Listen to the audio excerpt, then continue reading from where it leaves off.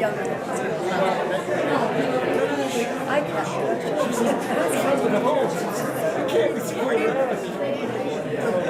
Like I was out till like 2 in the morning. It's a fun business. Are you ready? What?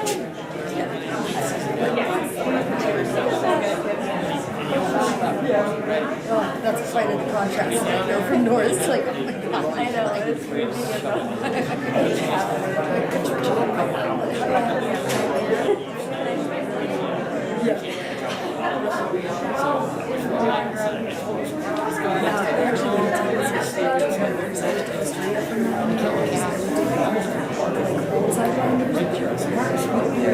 Okay, everyone, we're going to go ahead and get started.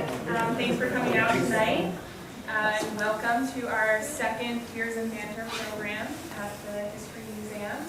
My name is Morgan Gowan. I'm the director of the Historical Society Museum, and I'll kind of be facilitating this evening. But I think these ladies will kind of take it and share their stories.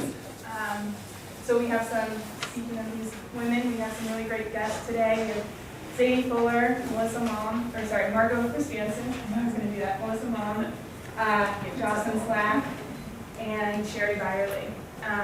So tonight our theme, as many of you probably know, is women making history in winter sports. And so we're going to actually start with a really short video clip from a documentary that was made about 10 years ago called Teton Skiing, Legends of the Fall Line.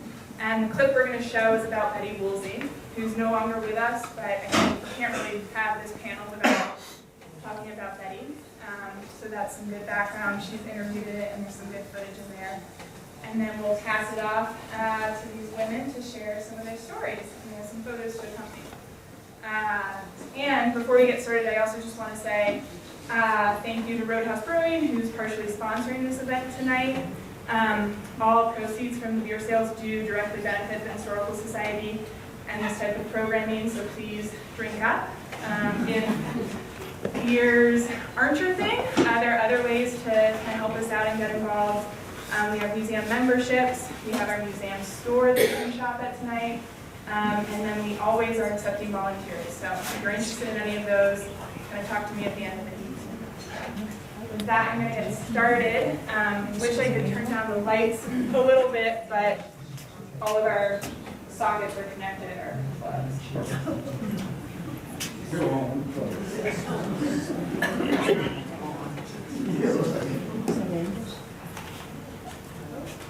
Bill Briggs was Sorry. Another day.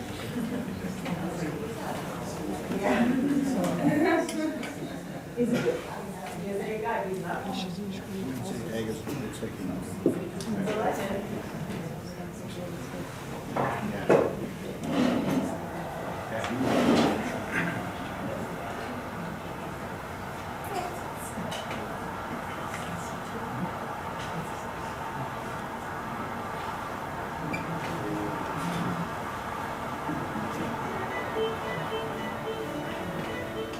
Betty Woolsey, captain of the women's 1936 Olympic ski team, was racing in Sun Valley when she first heard of the incredible skiing on Teton Pass. And they stayed with these people, went back to Sun Valley and told Betty Woolsey, wow, you should see what Teton Pass is like, the Tetons and the rest. And so Betty came over and saw it. We heard that there was a place near Jackson with some very good power snow skiing. So we came over here, and that was in 1940, and had some wonderful power snow skiing. And I skied down in the best power I think I had ever skied in, including 5 years skiing in Europe, skiing in Aspen, skiing in Alta, and skiing in Sun Valley. And the run was ended at the back of a broken down farmhouse that we are sitting in right now. Betty had been working as Ski Magazine editor in New York, and after her visit to Teton Pass, she was so impressed with the area, she decided to buy the property that is now known as Trail Creek Bridge. Betty left New York and began taking guests at her ranch in 1947, skiers came from all over the world to stay at the ranch and ski Teton Pass. Betty had learned the area from skiing with Fred Brown, and together they led ski tours for guests on Teton Pass. Oh, I had more guests right from the beginning. When I started in January, it was quite light with guests. So now we open in February and March and into April. Mug Schultz, a Jackson native, began working and guiding tours for Betty during 1949 and is still involved in Trail Creek Ranch to this day. I was raised in Jackson, and I was in town, and I liked to ski. You know, I'd run into them in there on the town hill. They skied there in the afternoons after they had skied the pass. So Betty says, come on out and ski with us sometime, you know, try powder skiing. And I said, I don't think I can ski in powder. She had a couple older pair of wooden skis that she used. She said, well, I'll loan you some skis that you can use. And so I struggled around with them for a while, but then I thought that was pretty good fun. So I came out and she said I could use some help with my skiers. You know, when I take them up, somebody to bring up the rear to dig them out of the snow and they fall down. And so that's the way I started skiing up here. Muggs, Fred Brown, and Ted Major worked the ranch during winter, taking increasing numbers of guests on Teton Pass tours. Betty, well respected for her knowledge on avalanche safety, would lead the tours. But when we toured with Betty, she led. She wouldn't go let any of us lead. And we'd go up on the pass and ski, where it might avalanche, she'd say, I'm going first. And then she'd start taking guests, and she always did go first. We were always nervous about slides. If anyone wanted to know anything about the conditions on Teton Pass, there used to be the old fellow, his name was Clarence Barnes. It was head of the highway department, or the plowing. And anyone asked him what's going on Teton Pass, or what are the snow conditions, and Clarence would say, ask Betty Woolsey, or anybody in town would say, either ask Clarence Barnes or Betty Woolsey if it was safe or not.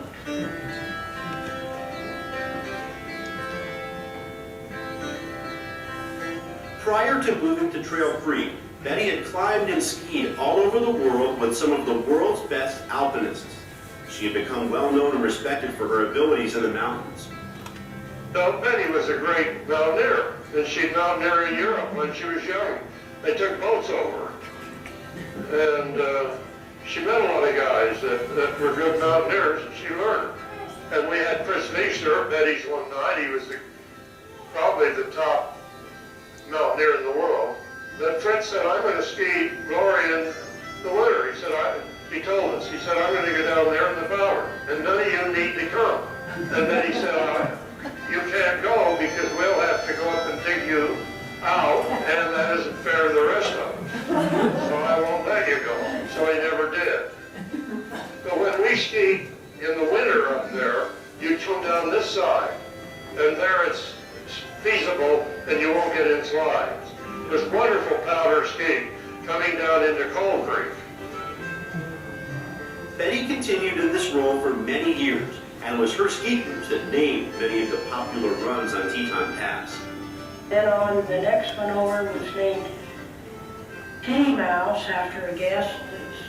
Cleo Mitchell. That was a little tiny thing. She weighed about 90 pounds. And she just loved to go down that way. She just hoot and holler. And so we called it Kitty Mouse. Trail Creek Ranch continues to host skiers, many guests coming year after year to ski the pass and snow king. I have some guests who've been coming out for 25 years. They still, if they go out in the morning, you know, not late, they can find untracked powder stuff. I have some guests who will get up early and take them to the top of the pass. They will ski, they will come back, have an early lunch, then go get a half-day ticket at one of the ski areas. And And then some of them leave, we go out after that and do a little cross country. Teton Pass continues to be popular today, and skiers still flock to the pass in hope. Okay. So that's the section on Betty for a little inspiration, one of the pioneers of skiing the pass and really our community members. So now we'll kind of get the panel discussion going, and to kick us off, it'd be great if each of you could just introduce yourselves and tell us how you came to be in Jackson and why you made this your home. We'll start with that, and then we'll get into the skiing. Zaidee, do you want to start us off? Well, I came to Jackson in 1949.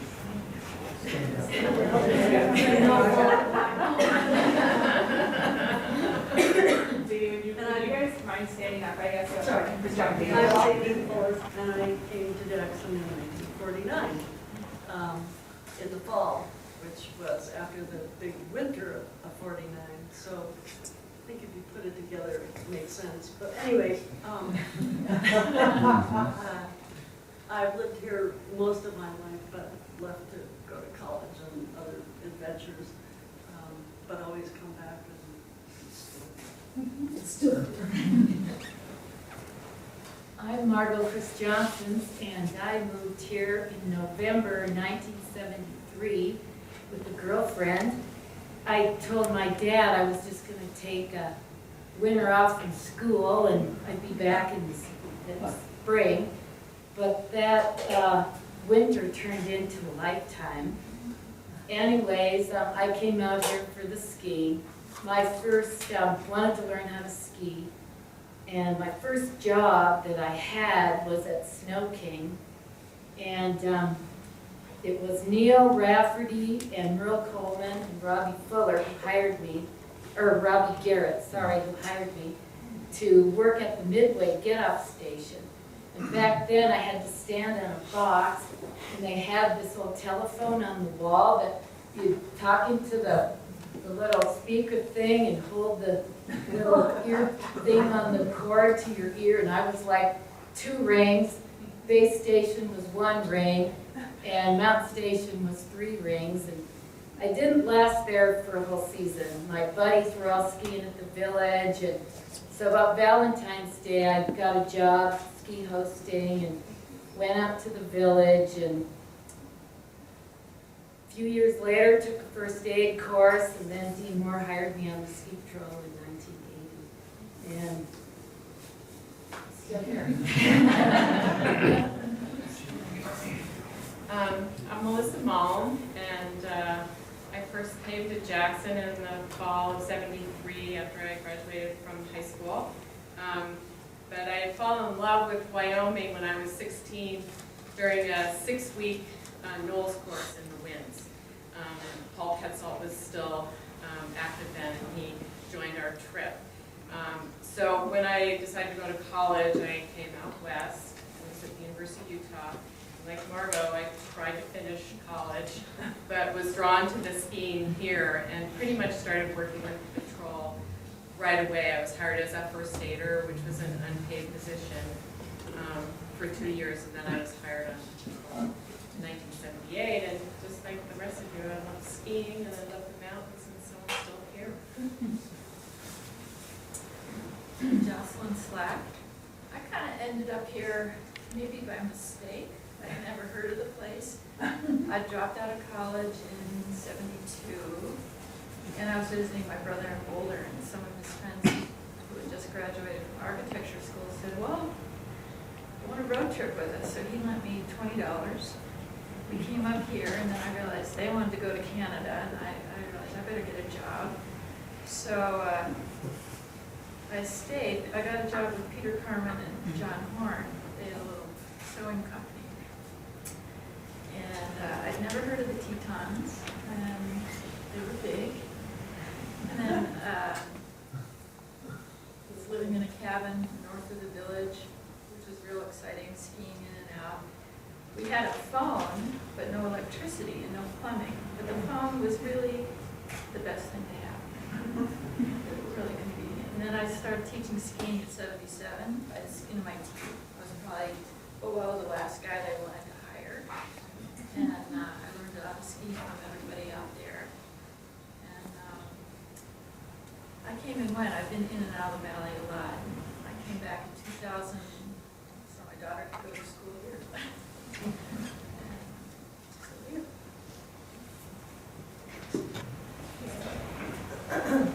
I'm Shari Byerly, and I'm sort of a transplant here from Michigan.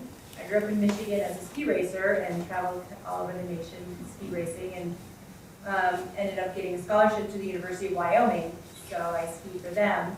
And they introduced me to the Tetons because we did all kinds of traveling to all the different venues that we had to race at. And I fell in love with the Tetons then. I mean, I think the first time I skied was my very first year at the University of Wyoming, which was 1982. And we came up through, because we had a race in Bozeman, we came up here to train, and they had the most snow that I'd seen in forever. I mean, I didn't even know how to ski powder. I mean, I was on little short team sticks, and we went up into the Hobacks, and I mean, I think I was terrified, you know. It was definitely up to my waist, and I was falling down, and you know, all the other people were from the West, and they were so used to all this powder skiing. And so I'm happy to say I gradually grew into loving that powder, and wouldn't miss it for the world. And my family, I came from a family of ski racers, and they don't even really ski anymore. So I really, you know, I always ask them, well, I can't believe you're not skiing, you know, but I mean, they don't have that experience of coming out here and just really enjoying it. So I could stay. All right.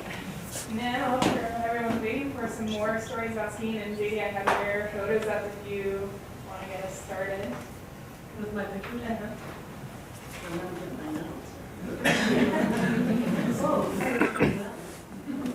So, it says here.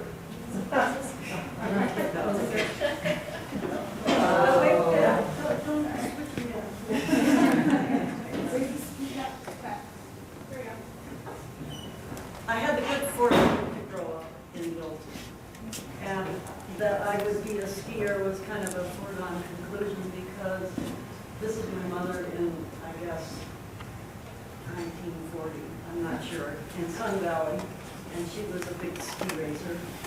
And I love these old pictures, so that's why I brought them. And we can go to the next one. And this is my father, one of the. I think that's up on the past, but I'm not totally sure. But from as long ago as I can remember, I have been skiing, and winter has been a big part of it. Well, you have to like winter to live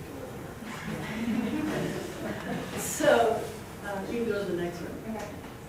Zaidee, I think for people in the back, there is a microphone right behind you. If you wouldn't mind holding it. I think it's just on the front. Yeah. I guess I know that throws people off. Okay. You're like Dion Warwick.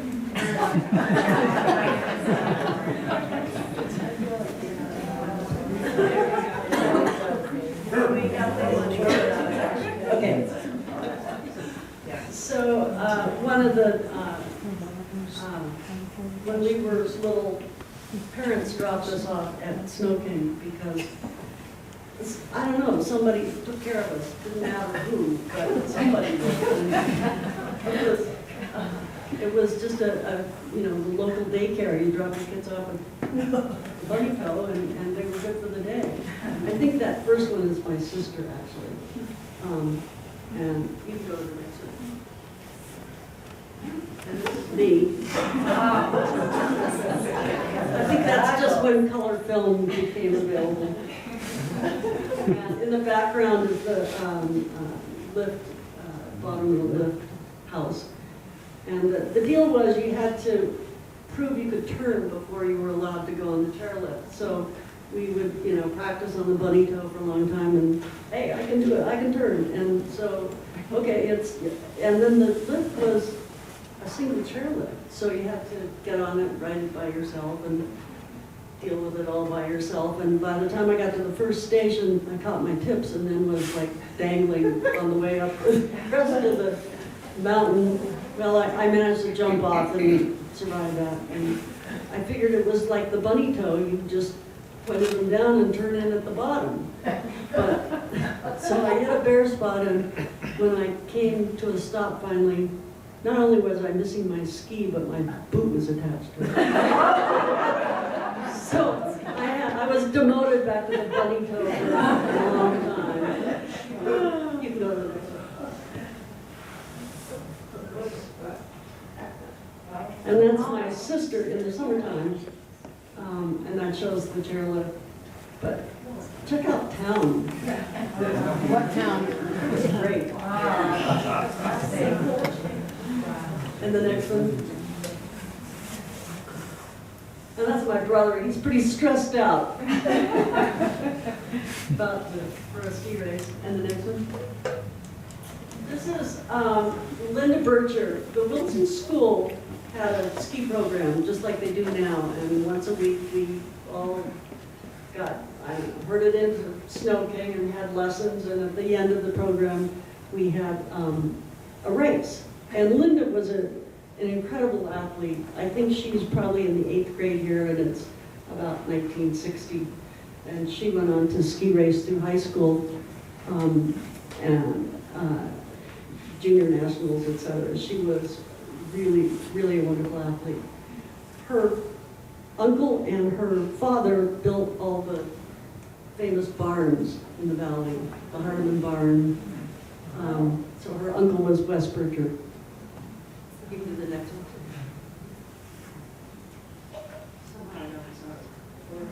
Okay, here's a picture of Teton Pass, obviously. This is funny, something's missing here. This is Teton Pass, and whoops.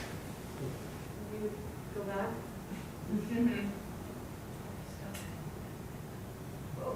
Can you go back a little more?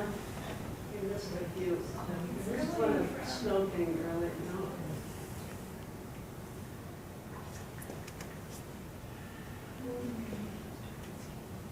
There. Oh, wait, 4? Yeah. Oh, no. They're just not doing this. That one's good enough. Just do that one. This is the one. Yeah, it's a different file, right? 12-year-olds in the house that can fix it.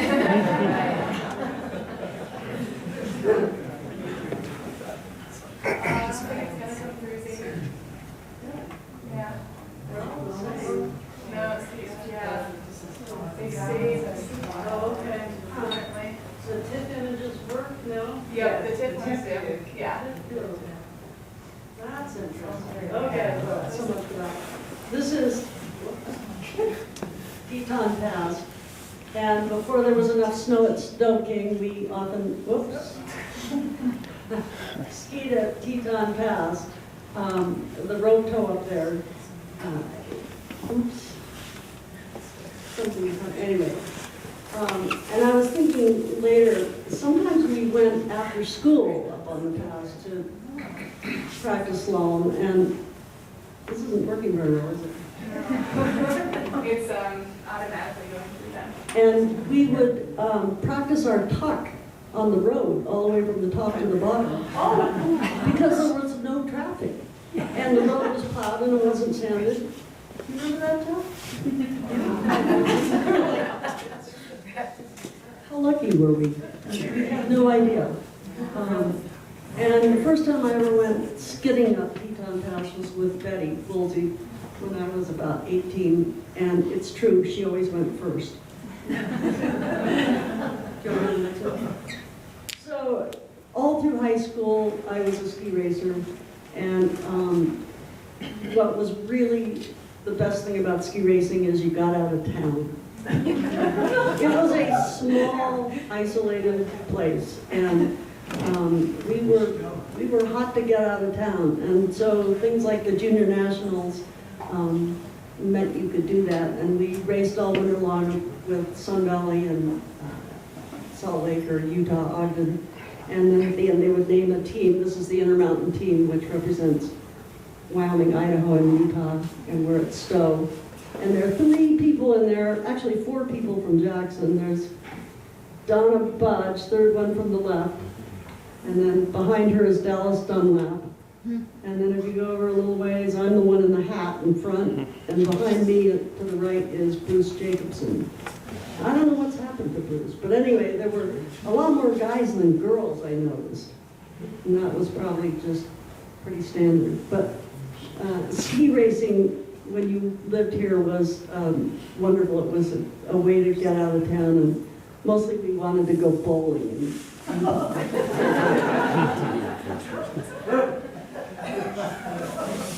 Let's see.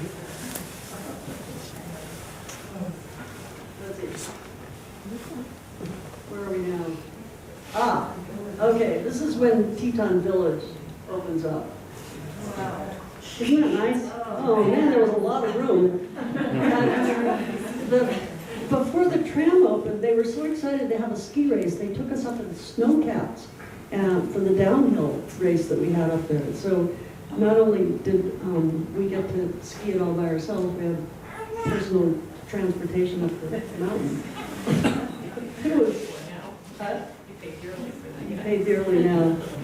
But it was great. But then, you know, after the rest of the lifts opened, and we, I guess probably 66, 67, the whole mountain's open, and we kind of shifted from Snow King to Teton Village, and it wasn't that fun because there was no lift line to find everybody in, because we were all scattered all over the mountain. And it was, we missed the community of Snow King, which was like a small town, and they played polka music, and it was wonderful.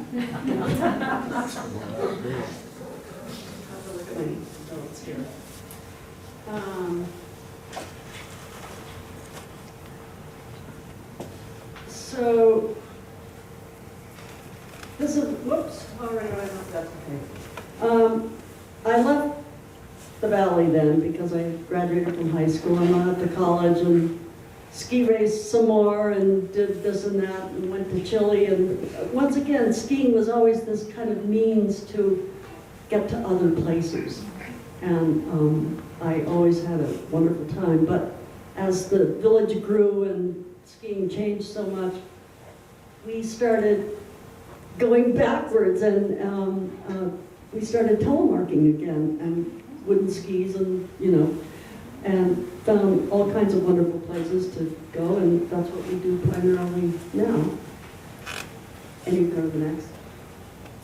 And this is the next generation coming along. And one was a retired patrolman, and the other one is now a patrolman. Okay, and go there. And this is a history quiz. This is a man for whom there is a run on the Wilson Faces named after him. He was a frequent guest at Trail Creek Ranch. He has a wooden leg all the way up to his hip bone, kind of, that he'd lost his leg in the war. And there's a very famous run that any of you who are backcountry skiers might have done up on the Wilson Faces. Anybody have an idea? Is it named after George Fleming? No. His wife was in that movie with Betty. It's Mac Mitchell. Oh. And Mitchell Ridge, which is was named for him. But he was an incredible skier, even though he had this wooden leg, and he carried the leg around in a wooden box. And that's the end of my presentation.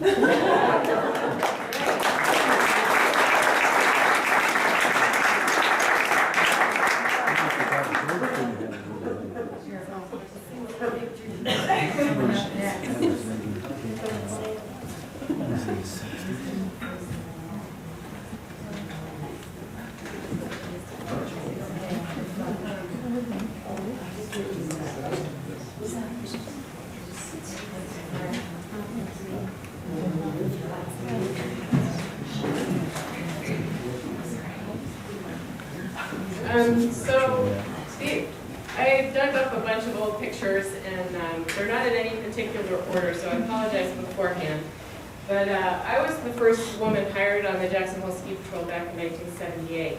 And so that was big news back then. So, got front page on the Jackson Hole Gospel. Throwback. And I grew up in a family with 4 girls, so when I said it's like having 25 older brothers, I really meant that. We were all great guys. We were all in the village for the same reason, because we loved to ski. Many of the guys had college degrees and other things that had nothing to do with snow or skiing, but just being in Jackson Hole and the passion for skiing is kind of what kept us there. But this is, again, part of the article in the guide.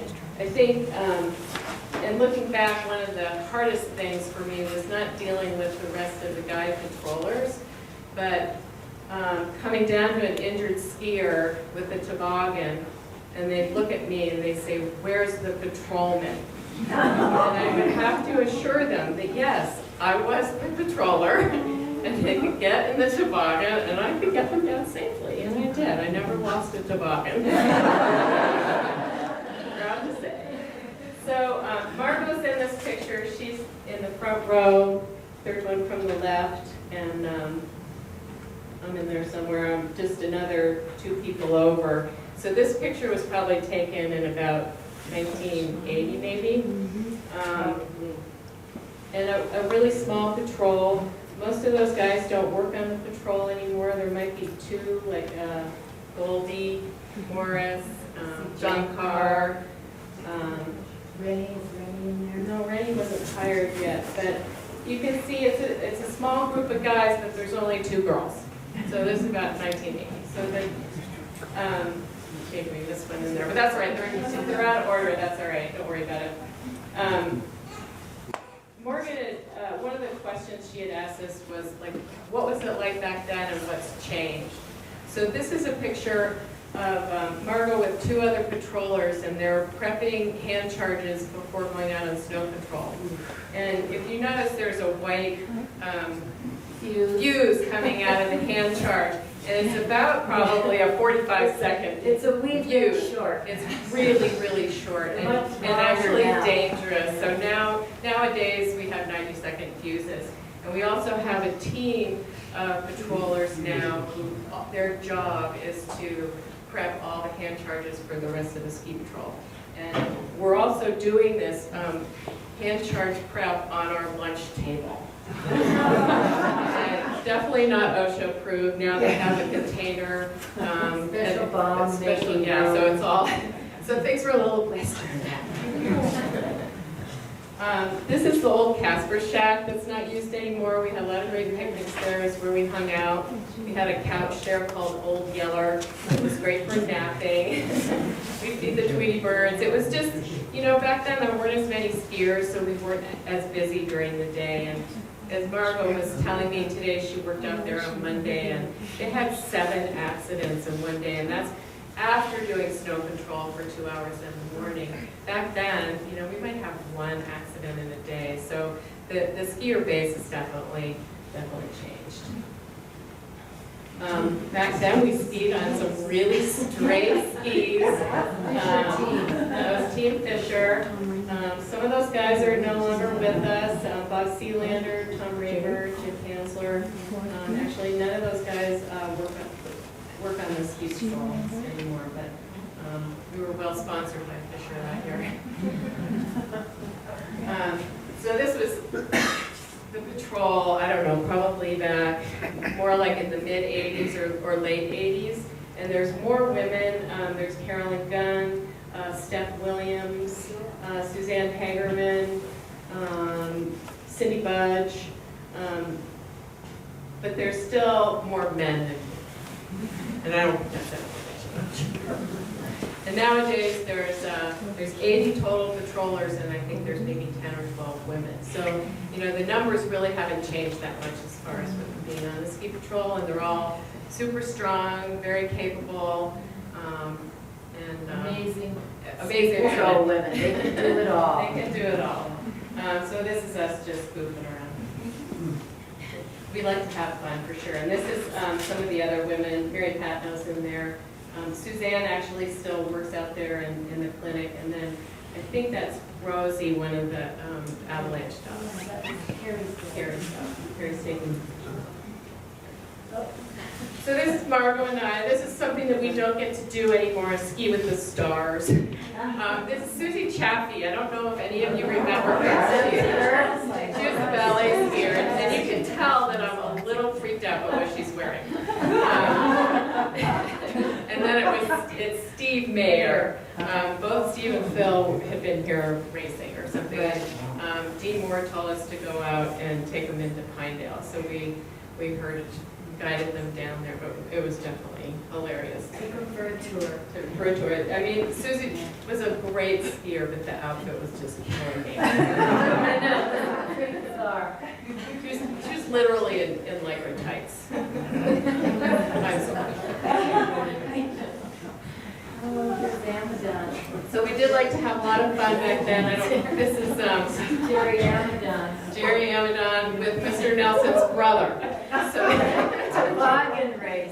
Mr. Nelson was a great character on the ski patrol, and he would build things, and he would always build these people, and we would do crazy things with them. And this was, I think it was during Full Pedal Paddle, and Jerry Amadon raced the course with this Mr. Nelson's. I don't think they're allowed to do that anymore. The fun category. So I did end up in a boss position on the patrol, which was not easy for a woman because the guys really didn't want to be bossed around by a woman. Imagine that. And my job was the first aid administrator. And at the time, we were trained through the American Red Cross First Aid. And it came to a time when all the patrols were trying to get into the same program, and the National Ski Patrol came up with the Outdoor Emergency Care Program, which many of the patrols use if they're not EMT trained. So I was in charge of training these guys to get them into the Outdoor Emergency Care Program, and you can see they're incredibly engaged. Very interested. It's like teaching a room full of ADD kindergartners. So anyway, I mean, we had fun. And one of the things, you can go to the next slide, tried to make it lively. I gave them scenarios to do, and this is what they would come up with. And it was like Saturday Night Live. You can see that their victim was wrapped around his head, the neck brace is on wrong. I mean, I was like, okay, whatever, you all pass. Let's just get on with it. We had fun. I still love to ski powder, I just don't ski it as nicely, and I'm not invited on photo shoots anymore. But that's okay. We don't use Army artillery anymore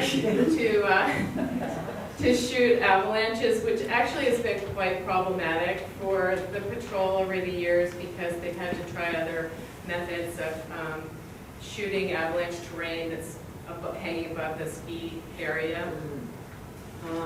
They've tried avalaunchers. I think that the Headwall now has what they call a GazX, which is like up on Teton Pass, which has helped a lot. But it's these guys had so much fun with these big guns. They all had names. There's Big Bertha.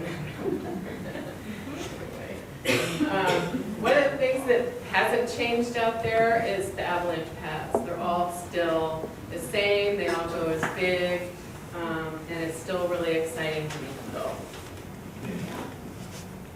go. This is Laramie Bowl, and it shows some of the shots that patrollers would throw, hand charges, and you'd be skiing along the top of the ridge there and throwing those charges.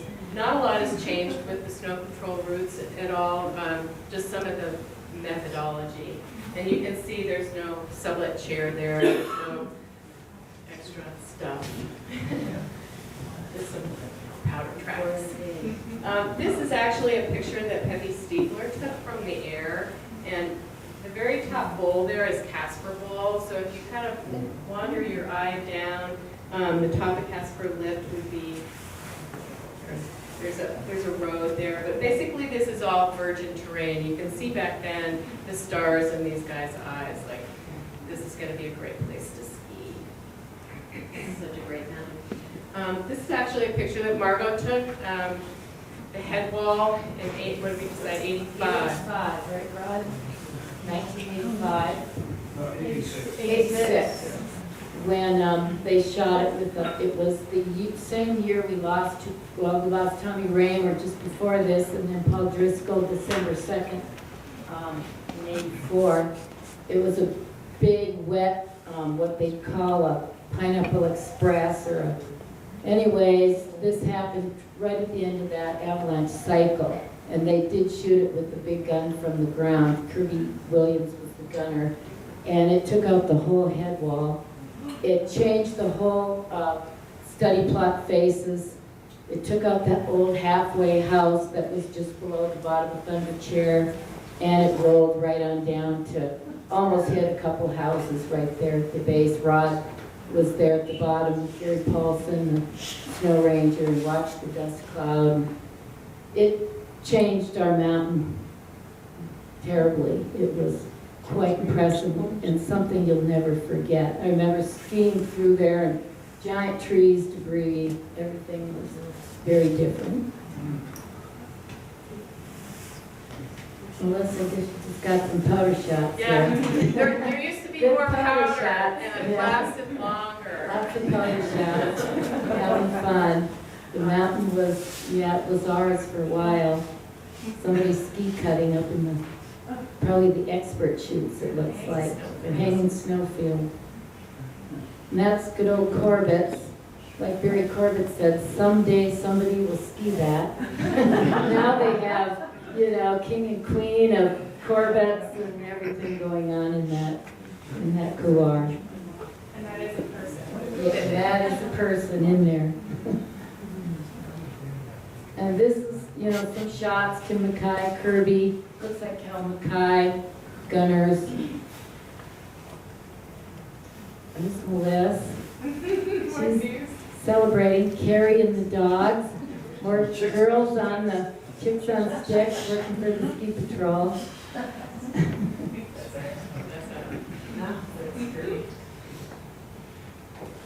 So I think you have some shots of.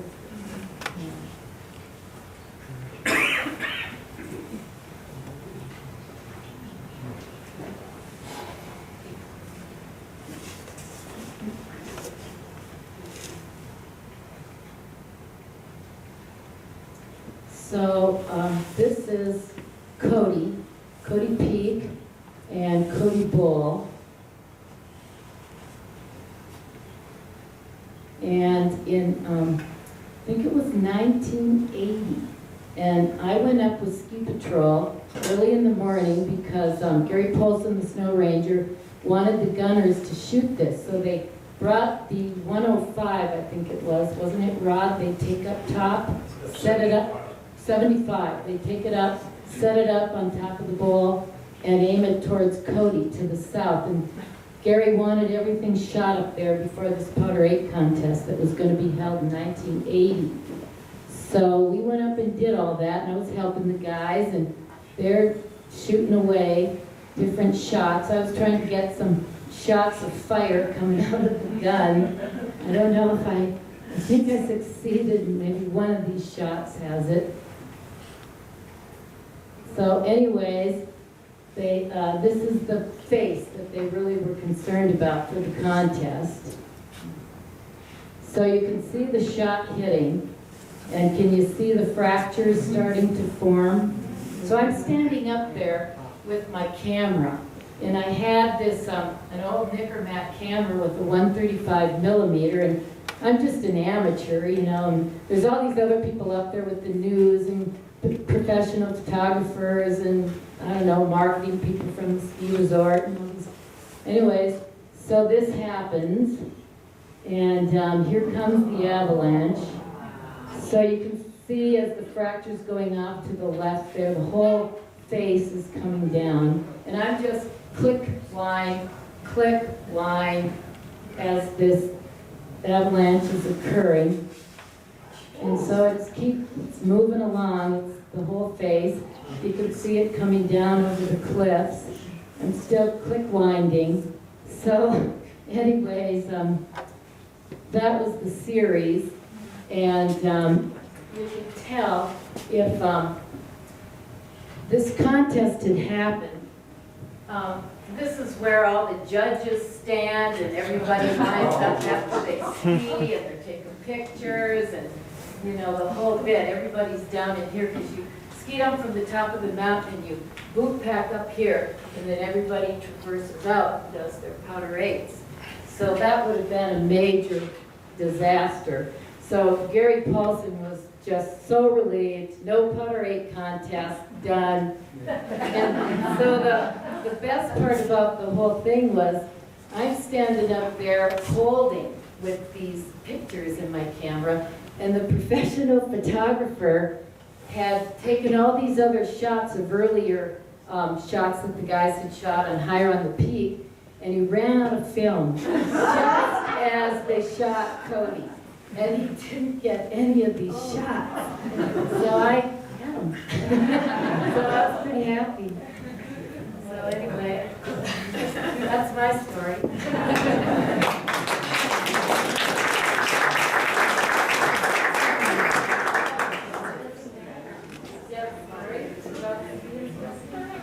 Okay, so ski school.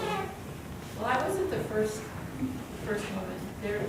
It was pretty small. Can you hear? I don't know how many ski instructors there were, but Peppy was the director. And what was really fun was all these kids would get out of college and they'd show up and they were brilliant racers, but they couldn't ski powder. So for about 3 days, I could out ski. And then it was over. And I managed to stay on ski school just for a few years, but I made cartoons because there was this wonderful village community of everybody who worked out there. It was pretty small. There weren't a lot of people around, but the patrol and then the schoolers. And every year we had a race. The schoolers against the patrollers. And I would draw cartoons about it and send the cartoons around to the different shacks, and the patrollers would fill in the rap, the little speak bubbles, and some of them were, not for polite company. The best ones, I think Bruce Kaluga kept the best ones. But yeah, it was pretty fun. There wasn't a lot of work. Peppy really wanted us to get out there and sell on Sundays, and they'd have these wine and cheese parties, and it was okay to eat the cheese. It wasn't too good to drink too much of the wine, because you had to show up for afternoon lineup. And some of the ski instructors were amazing marketers. I was not good at that. Black dots. Peppy really wanted, I wasn't in the valley when he first started, but he brought a lot of Austrians over to teach. And they were very upright and professional. And then slowly the Americans started infiltrating. And he really wanted you to have very tidy turtlenecks, very clean uniforms. And if you didn't, you got a black dot. And if you were late, or if you were having too much fun, you got a black dot. I got a few. I'm really proud to say I got fired. With about 20 people. But we all did our best. I know he did too.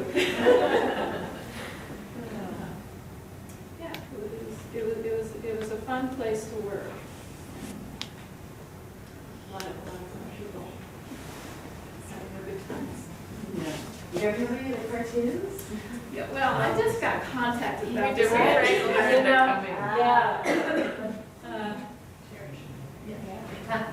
Oh, there's one over here.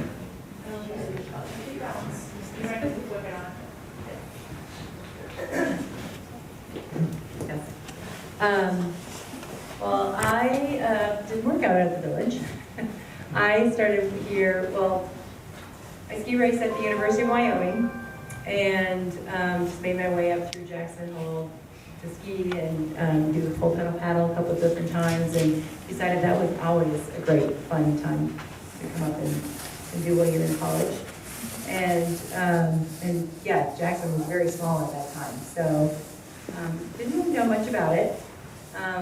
I was ski racing still, and I would turn pro, and I was racing on the pro circuit. And then after I started raising family, and we moved up here to Jackson in 1986, and my daughter was born here.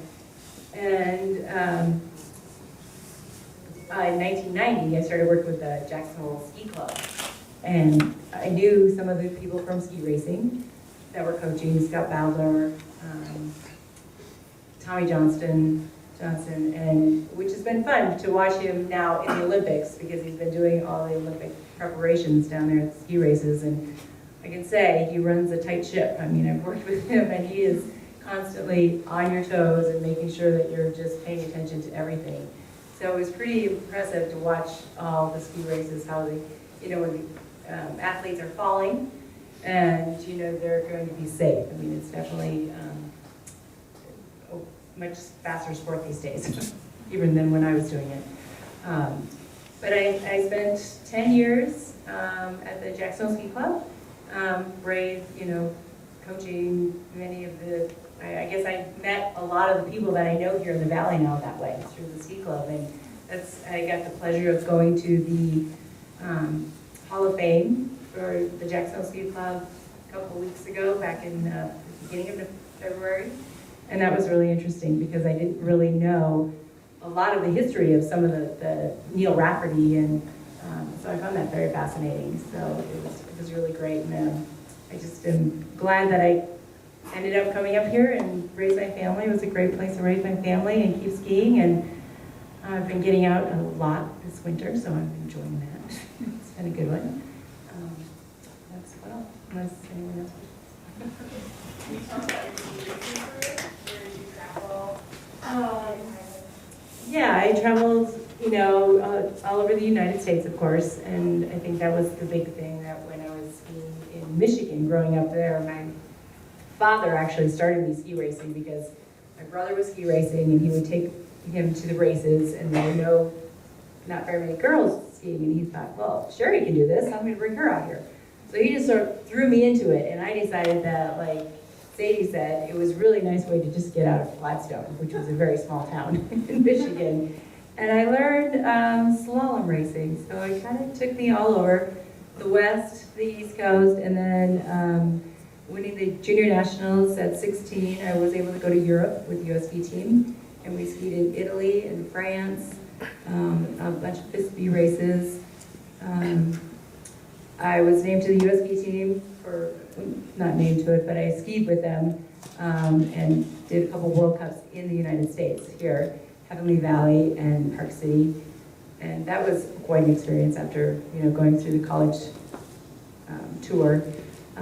College was a lot of fun, and then skiing the World Cups was also very fun.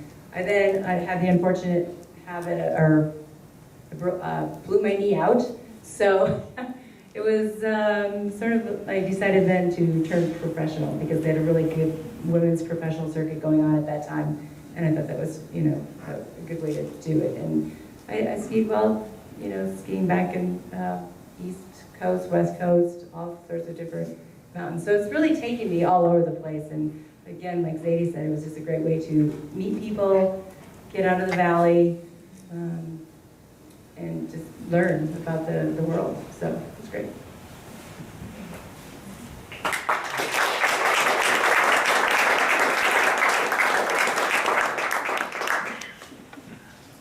Okay, so now we're going to open it up to you guys. If you guys have questions for any of these speakers, or general things you want to know about skiing in Jackson Hole, it's up to you guys.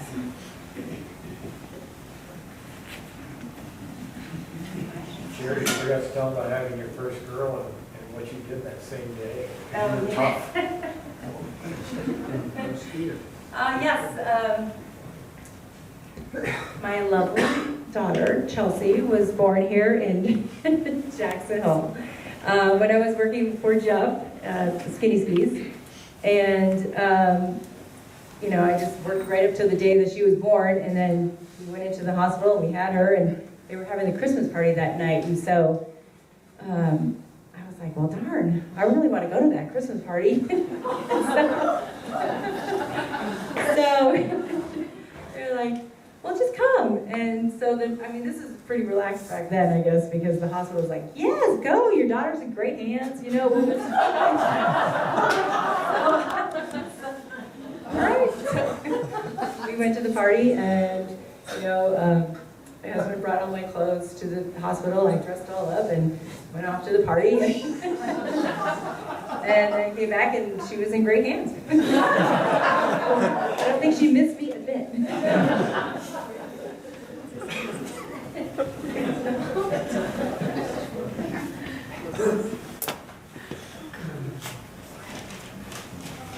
We need to hear more about the Boom Boom Room.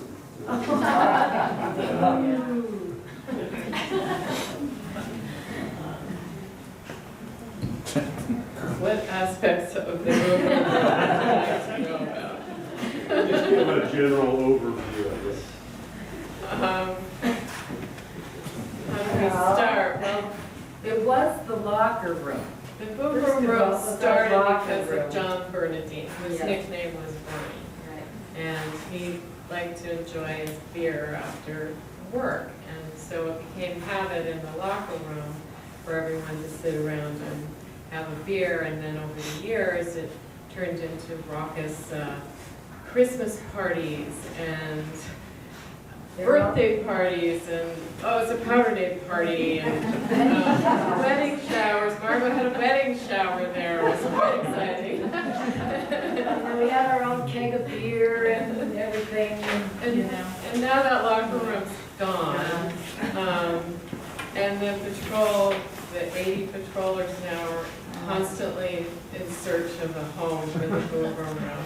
But it was a pretty amazing locker room because Greta Gretzinger had painted wonderful murals and of Bernie and Amina singing and all sorts of crazy things. And somebody still has that mural. So when the Boom Boom Room finally finds a permanent home, we can get out all that artwork. And I think someone's just going to have to start a bar and call it Bernie's Boom Boom Room.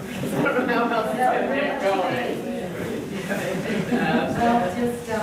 I just remember it was a time, you know, we were sort of, there's so many of us at one time, that little room was starting to get pretty crowded. Remember, they broke the wall out, we got a little back extension, but we had a big orange table in the middle. I remember as a first aider, I'd have to dry all what we call the sleeping bags and the wraps. We call them now burritos, because you wrap the sleeping bag into a tarp and it's like a burrito, and you put it in the toboggan. But I used to have to go in the back closet. Remember the back hallway? We'd hang up sleeping bags and tarps back in there, and all our extra skis were in there. And you'd come in at the end of the night, and a lot of the guys have little kids back then. So the little kids would be waiting for their dads after work, and they'd play around in the Boom Boom Room, and they'd take all our shoes, and they'd mix our shoes up so that we came in after work, and we're in our little spots to change our clothes, and we couldn't find our shoes, our boots. Where's our boots? And we hang our boots. So anyways, and also the Boom Boom Room, I mean, it got pretty rowdy, and a lot of the wives didn't like it because the guys would stay there too late.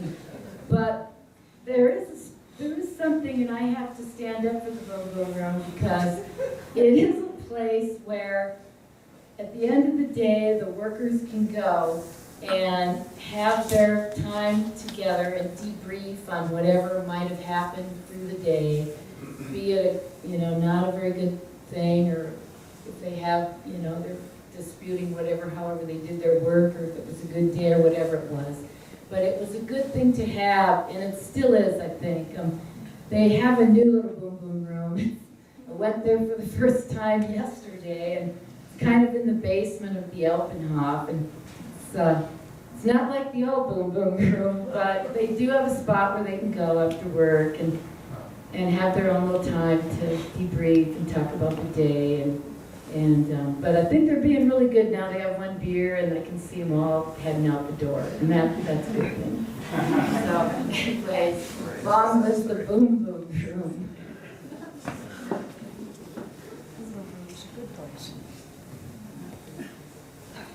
How many friends have you lost in ski patrol from work related? Well, There was Paul Driscoll, Tom Raymer, Wally, Catherine Miller. Catherine Kelly. So, yeah, work related, I think that's it, and the rest have been other causes. But four at work. Which is actually a pretty good, I mean, 0 would be perfect, but for how many years we've been working out there. And, you know, another thing that's changed over the years is now all the patrolmen wear airbags when they do snow control, which actually this year apparently has saved a few people from getting totally buried. And then we're all required to wear helmets, which never wore helmets before.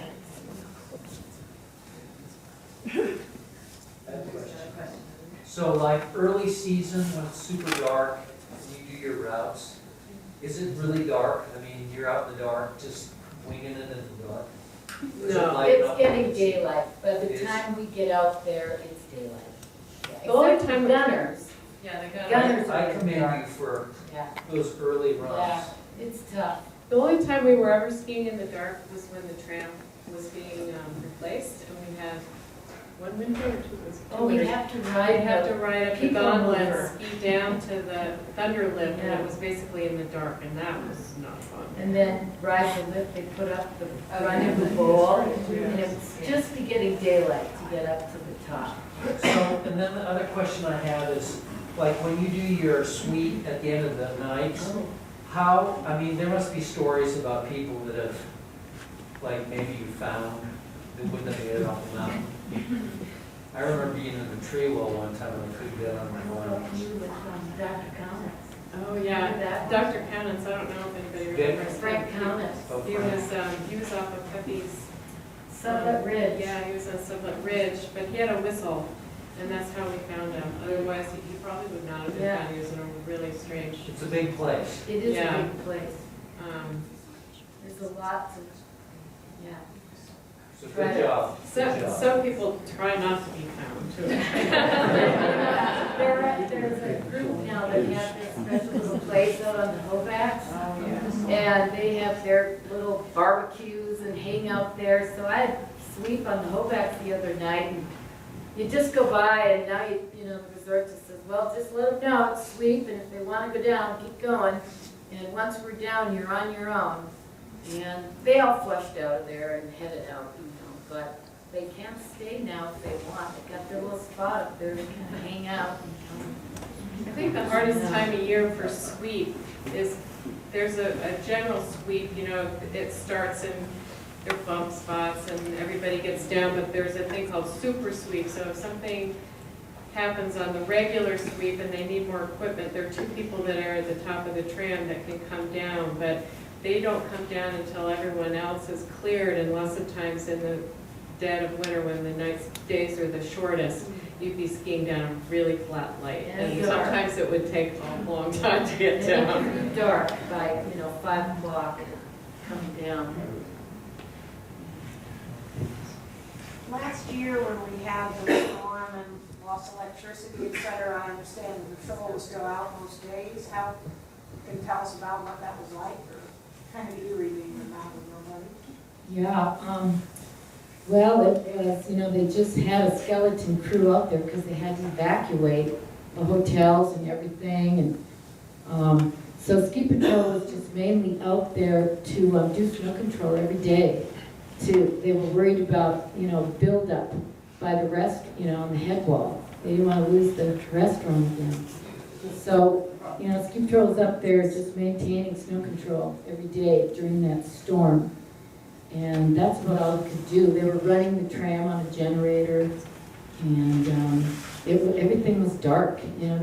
They had a generator in our mobs building, And so we had some lights in there and some bathroom and stuff like that. But it was pretty eerie. There was nobody around. Yeah, it was really cool. It was from a Tuesday night until a Sunday afternoon. And I remember being out there on Sunday, and we had word that they were going to try and get things going. And sure enough, the power came on around 3 o'clock. But we were up there, just trying to get the mountain open. They were hoping by Monday they'd get things going. We were just trying to do all the snow control. And they had snow blowers. There was so much snow. And all the maintenance kids, the lifty kids, they were all working their little hearts out, trying to get the snow removed and get the chairlifts dug out and get the groomers were trying to groom all the trails and runs. And yeah, it was amazing, and it all came together. They had it running, I think, by Monday or Tuesday, about a week later. And those guys putting those power poles up, that was incredible. The power people from everywhere came and got that going.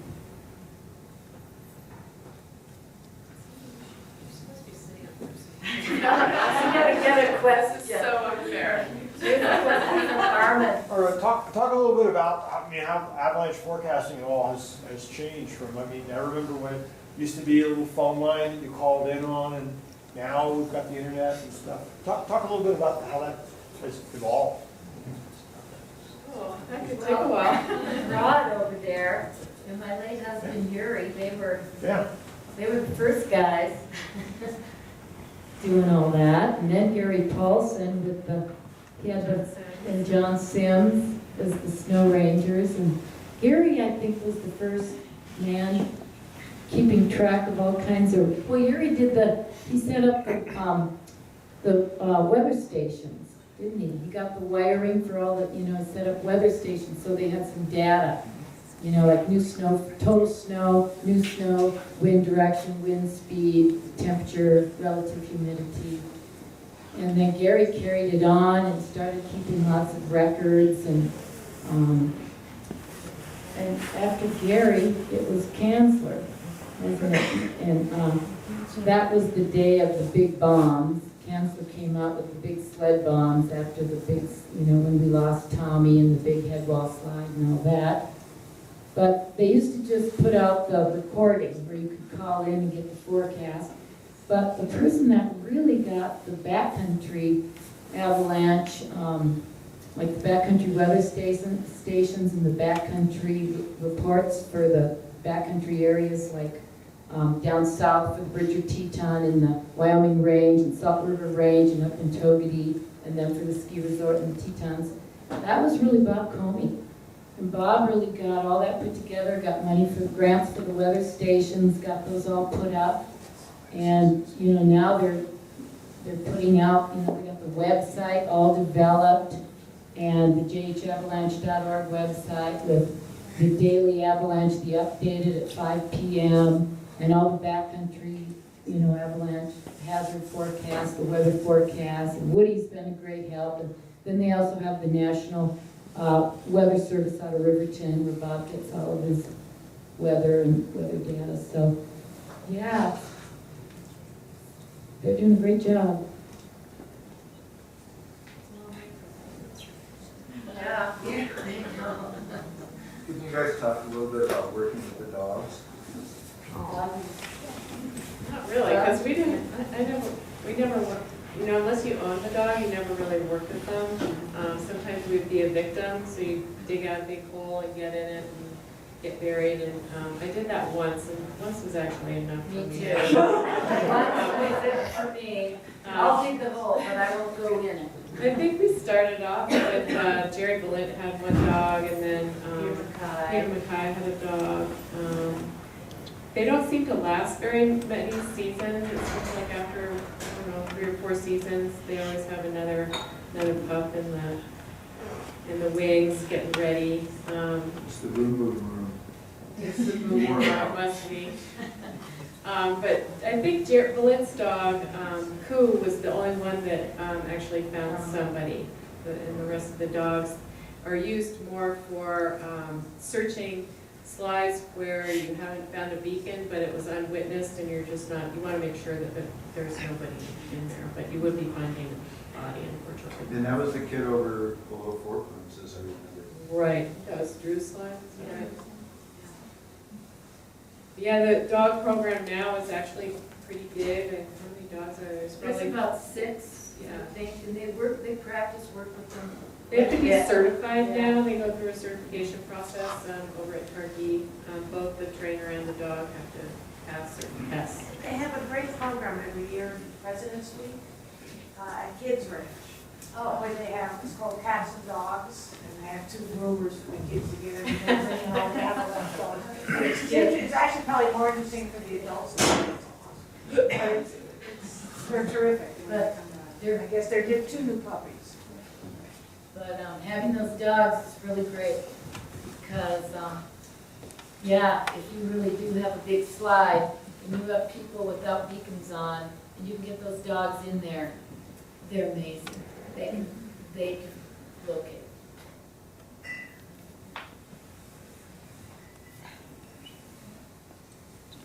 Any other questions?